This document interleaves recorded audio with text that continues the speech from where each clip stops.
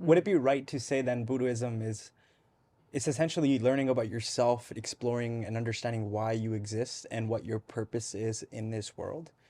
Perfectly. Okay. Yeah. So hundreds of years later, Nichiren Daishonin, just maybe it'll tie into Shakyamuni Buddha, was Shakyamuni said at that time it was the former day. There was 3 time periods: former day of the law, middle day of the law, and latter day of the law, which we're in now. And in the former day of the law, the teaching was probably going to get lost. Right. And then in 13th century, Nichiren Daishonin, Japanese, was someone who was at 12.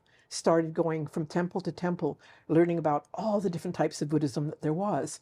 And what he learned was he wanted to understand how they overlapped. And what he learned from the Lotus Sutra was the fact that what is the purpose of life, I guess, is what both he and Shakyamuni were seeking. And how do you make it? The Lotus Sutra taught that everybody equally had the potential to become happy. And so after studying all of the forms of Buddhism, he decided that the Lotus Sutra was the highest teaching. And in the latter day of the law, he was to teach people, now you can access it. You don't have to be a monk or a priest or a special person. There's no hierarchy, right? All you need to do is to actually, the law was called Myoho Renge Kyo. So we chant Nam Myoho Renge Kyo. Yeah. And so that the act of chanting, which I can explain maybe later what that does, is what he taught people. This is the name and the entirety of every teaching that exists, right? This is what they call the mystic law, and it's called mystic not because it's magical, but because it's beyond our comprehension. So, as you said, chanting awakens you to activate the wisdom of the universe that lies within each person. So we're all seeking to understand something spiritually, and all the teachings are fine and they're correct, but they very often stay in the realm of theory. And so when you're, sorry, I kind of get distracted there. The Nichiren Buddhism is a practice. It's not just theory. Now, intelligent human beings like us, we want to understand it. Well, why would I do that?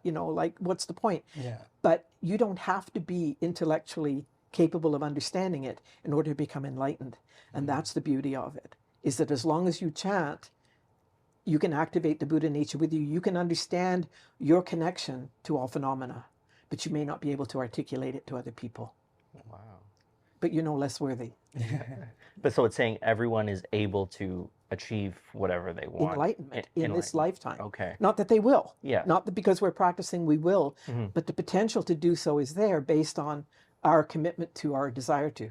Is there a guarantee? There's no guarantee of it? Or the potential is always there, because Buddhahood is not a place, and it's not something that only certain people can achieve. It is a potential within all phenomena, and as human beings we can chant and activate it. But it exists within all phenomena. So whether it's in a rock or whether it's in an animal, everything contains Buddhahood or this mystic principle. But as human beings we can activate it. We can come to understand it and use it to change our own lives.